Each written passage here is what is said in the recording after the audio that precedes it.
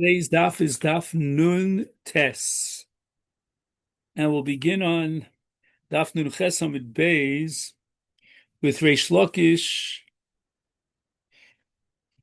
ikla lebotzra, which is about 3 lines up from the bottom.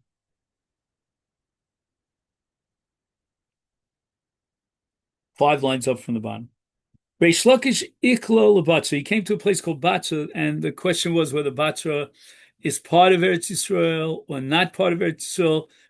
In biblical locations, Batra is part of Eretz Yisrael, but this was a Batra probably outside of Eretz Yisrael. Anyway, Chaza Yisrael de Ka'achli Peri de lo Masri. He suspected the people of Batra, of Jewish people that weren't being mafresh Masri. They were being machshil and nichshal in the Isur Tevel.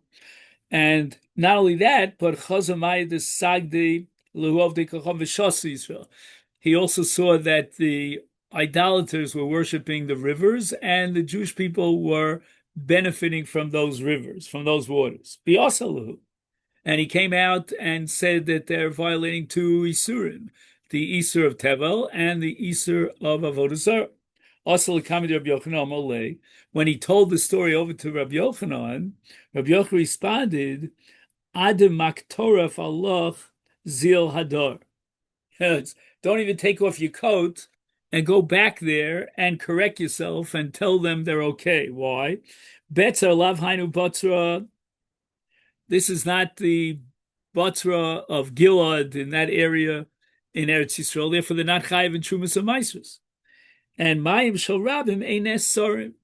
In other words, the Torah says that an idol worshiper can prohibit various objects that are basically humanly created, but that which exists in nature, like a mountain or a river, they cannot convert that into an Isur.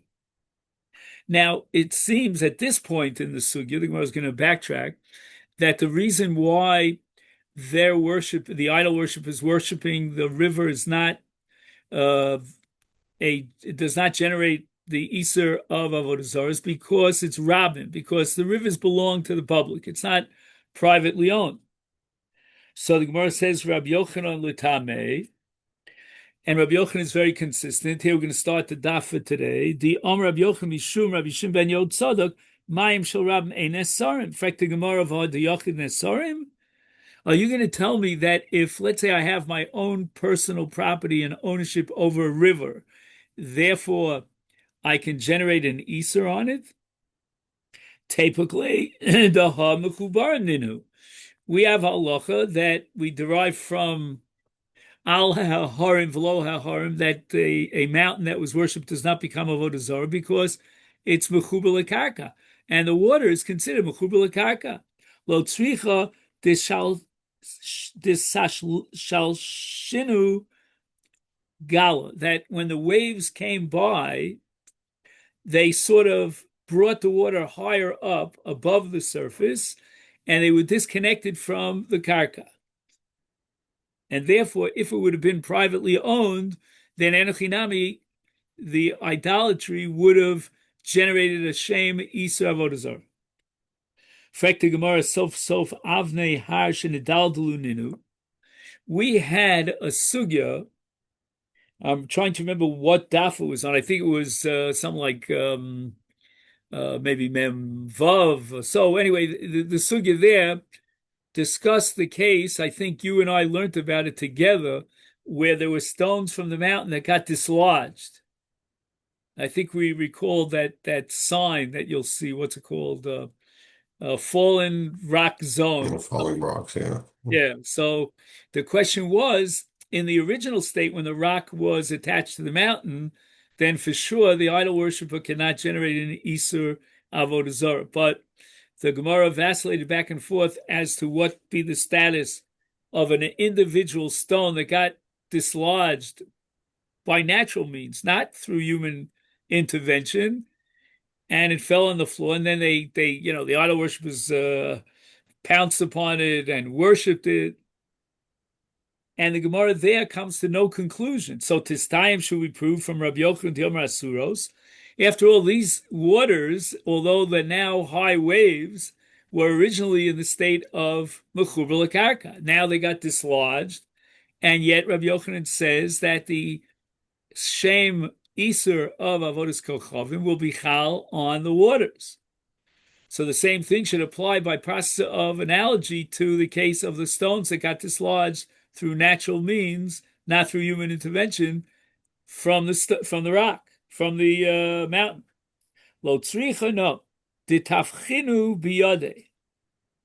What happens is the idol worshippers. Again, I'm not a bucky in idolatry, thank God. I don't know beans about how they crazy things they do, but they used to take some sort of a utensil and they used to bang it against the water, like like chartume paro, and the water now is detached from the ground, but through human intervention is bidei adam. And in that case, Rabbi Yochanan holds they can create a shame and an iser avodas kochav. But in a case of a stone that got dislodged over the course of time through natural causes without any human hand, that Rabbi Yochanan's not committed to. Ken Zayin, that it still has the status of mechuber l'karka, it's mufka from the shame avodas kochavim. Rab Chia bar Abba Ikla Gavla, he came to a city called Gavla, and once again, the question was he, did he become aware of something that, that was a violation of the Jewish law? So Chaza, what did Reb Chia become aware of when he got to a place called Gavla? Benos Yisrael to Ma'abram Me'ovres Kochav Shemol Lo Tavl. Whoa. Jewish women were in a intimate relationship, probably a marriage relationship with Goyim. Why were they Goyim? Because they underwent Mila, but not Tvila. And Ger Shemol V'lo Taval Lo Havi Ger. Not only that, but furthermore, Chaza Chamra de Mazgo of those Kovshas Yisrael. He saw that the non-Jewish idolaters were pouring water into the wine to dilute the wine, and the Jews were drinking from the wine. Number 3, and this is a Bishal Akum Sugya, Chaza Turmusa de Shakli Lahu of Veskacham V'Achli Yisrael. There was a certain kind of a vegetable that needed a lot of cooking, and the Goyim were cooking it for the Jews, and the Jews ate from it. And he made no complaint whatsoever. Didn't register his shock. Also, Rabbi Yochanan, Amalei, Seva Hachriz al B'neim Shehem Mamzerin, Val Yenam Mishum Yayinesha, Val Turmosim Mishum Bishul Yaakov, Mishum She'eno B'nei Torah. So let's understand what Rabbi Yochanan was saying. Rabbi Yochanan fundamentally agreed with Rabbi Chia that there was, at least in some of these cases, I don't know if in all of these cases, there was no cause for concern. It was not a violation of an Isur. However, Rabbi Yochanan was claiming that since the people in Gavla were not scholars, you got to be very careful how you rule for them in halachic issues, because as soon as you give them a leniency, they start making equations and they extend the leniency even to cases which are clearly awesome. So, for example, in the case of Yayin Nesach, okay, so the idol worshippers poured water into the wine to dilute Jewish wine. I don't know if that makes it into Yayin Nesach, but you know what? Let's not hold any punches here. Let's not give any room for doubt. These are not B'nai Torah. They're not well versed in the Torah and halacha. You better be machmir for them and tell them that it's also because tomorrow they'll be drinking Yayin Nesach. Or, for example, turmusin are vegetables that, although they cannot be eaten raw, but they're not ol al shulchan malachim. They're not eaten as part of a very sophisticated, fancy meal. But nevertheless, let's not be so quick to be makil. Go back and tell them it's awesome. Now, in the case of these Jewish women who got impregnated by Goyim, truth be told, that it's not at all simple to assume that if a Jewish woman is impregnated by a non-Jewish man, the child is a mamzer. That depends upon a gigantic controversy. I would suggest at this point, we'll see the sugya in a minute, that Rabbi Yochanan is maintaining that technically maybe the child is not a mamzer, but in this case of Gavla, excuse me, since they're not B'nai Torah, we better be very careful about it and not give them any rope, any leniency. So let's go through each one of these items. Al b'neim sheim mamzerim Rabbi Yochanan l'tamidam Rabbi Yochanan li olamenu gerat shim ovitiv ovikem indolo tovil ovikol chavinu and Omar Rabbi Yochanan Rabbi Yochanan ovikol chavim v'yevet abo bas yisrael avad mamzer. So at this point, the Gemara thinks that Rabbi Yochanan belongs to that school of thought that if a Jewish woman gets impregnated by an akum or a mamzer or an eved, the child is indeed a mamzer. We don't paskin like that, by the way, Baruch Hashem. Otherwise, be a lot more mamzerim floating around. Right. But in any event, the Gemara thinks that that's what Rabbi Yochanan held, and therefore he told Rabbi Chia to go back to the people of Gavla and make sure to straighten out the record. Number two, v'gazer al yena mishum yayin nesach. Oh, so now the question is, what about this yayin nesach business? Just because the idol worshippers diluted the wine with water, that doesn't mean they touched the wine. So there's no maga akum b'yayin. Oh, but Rabbi Yochanan held it was also why mishum lech amrina l'noz schar l'kamer lo sigba. We have a principle that we've come across in the past that we tell the Nazir, take a roundabout route. Don't even bother or consider going to the shortest route, the straight line, and going through a vineyard because, the grapes look very good and it might be tempted to eat from the grapes, and he's a Nazir. So this is a principle that we can extrapolate and we can universalize and make it into a universal principle that, you got to watch out. Don't get too close. Chazal say that ein adam chote el nichnas baruch shtus, or Chaim Shulevitz is very famous to say, if you have a pit, very dangerous pit if you fall into it. But if you stay away from it far, far, far away, there's no chash that you fall in.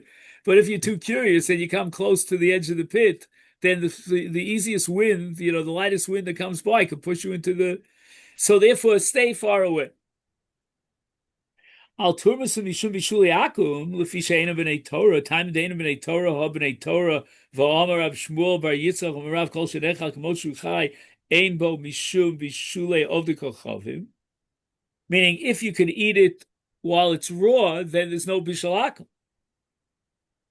And apparently, according to Rav Shmuel bar Rav Yitzchak in the name of Rav, the Gemara thinks that although something that could be eaten raw is not subject to bishul akum, but turmisim, who can eat turmisim? You got to have it cooking there for 10 hours a day. So therefore, it's eino nechal chai. If it's eino nechal chai, can't be eaten raw without bishul. Therefore, it's bishul akum. So that's why Rabbi Yochanan said it. Gemara says no. Rabbi Yochanan ki hach lishnas virale. The Omer Rav Shmuel bar Yitzchak bar Rav kol sheina olu shulchan al shel malachim v'lafis bo sapas ein bo mishum bishule akum. Taima deina b'nei Torah ha b'nei Torah shari. Rabbi Yochanan would have allowed it in the case of turmisim for b'nei Torah because it's not ol al shulchan malachim. I'm always reminded of the case of potatoes. You'll see in poskim, like the Chayodim and others from 150 years ago, that there's no bishul akum on potatoes. Because when they discovered the potatoes, it was considered like for the lowest class. Today, right. I don't know if you could go to a wedding or a bar mitzvah and they don't serve potatoes in one form or another. In fact, Charlie and I went recently, today's our anniversary, we went recently to Thank you. Thank you. We went recently. I don't even know what number we're up to. We're probably past 45. Anyway, so we went recently to a very nice, fancy restaurant, and we still remember the potatoes. Could you believe it? They made I never tasted such good potatoes. They have some special Um, secret method. So today, there's no question that Bishalakim would apply to potatoes.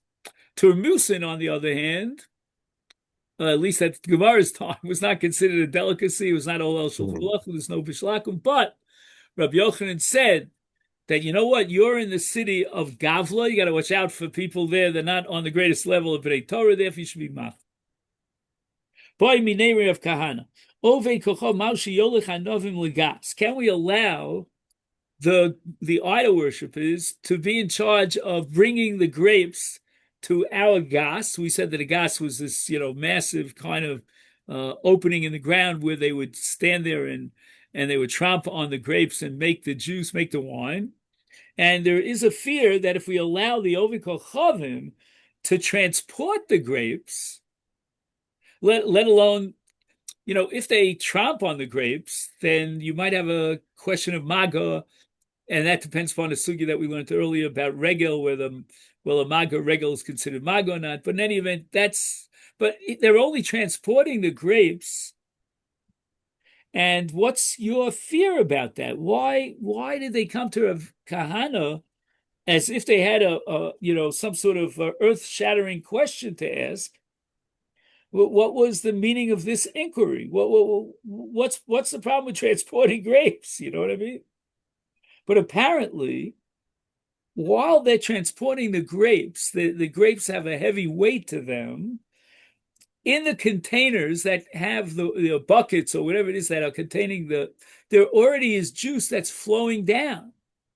And that juice was created by the akum, and therefore it has the status of yain nesach. And then when he dumps the grapes together with the juice, that much juice that came out into the wine press, then it becomes a mixture of what you call it, of yain nesach.